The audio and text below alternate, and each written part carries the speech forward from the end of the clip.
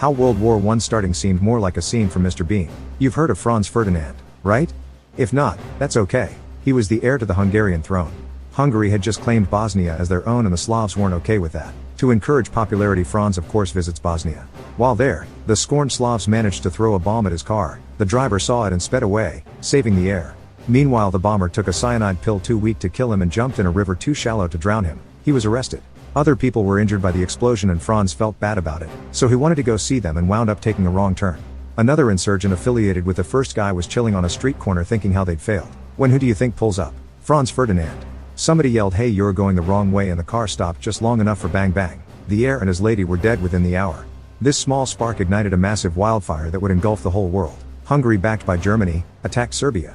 Serbia was backed by Russia, backed by France, backed by Great Britain, and both of those were backed by the US. All-out war, and all because of a wrong turn.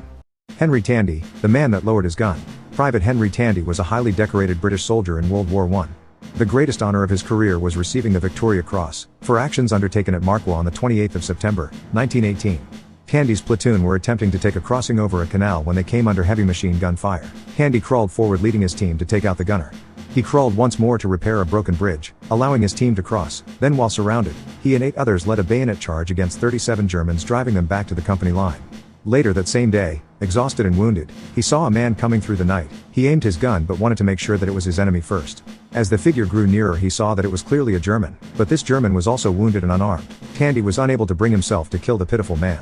The wounded German nodded his thanks and turned around and limped off. The German's name was Adolf Hitler. Later a journalist would ask Tandey about this experience with Hitler, to which he responded, "If only I had known what he would turn out to be. When I saw all the people, women and children that he'd killed and wounded, I was sorry to God I let him go." Meet the man who didn't sleep for 28 years. On June 24, 1915, Hungarian soldier Paul Kern was shot in the head by a Russian soldier during an attack on the village of Klobavas in Galicia in World War I. Like most people in this situation, he closed his eyes for the last time. But after being taken to Lemberg Hospital, Paul would reopen his eyes and never close them again. The bullet removed part of his frontal lobe. Rather than killing him, this made him unable to sleep. After waking up, he never slept again. He went to hospitals from Austria to Australia, allowing anyone who wanted to study or treat him, but nobody could find a cause for this abnormality. After having been injured and leaving the army, Kern moved to Budapest. While there, he worked daily in the pensions department until his death in 1943. He was the only man in recorded medical history to have been both a dwarf and a giant in the same lifetime. Reiner, born in Austria-Hungary in 1899, at age 18 measured 4 feet 6 inches when he first tried to sign up to fight in World War I. He was denied because he didn't reach, the height requirement of 4 feet 10. He started to show signs of growing at an exceptionally alarming rate, dying in 1950 at age 51 at a height of 7 feet 8. Did you know that during World War I, if a French soldier wanted to be taken off the front lines, all he had to do was find himself a French prostitute with syphilis?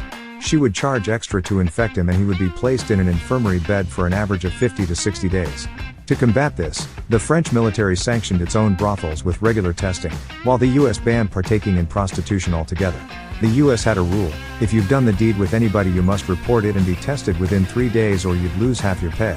With the disease running rampant, it's understandable that they'd incur such heavy penalties, but man, I just wanted to live before I die.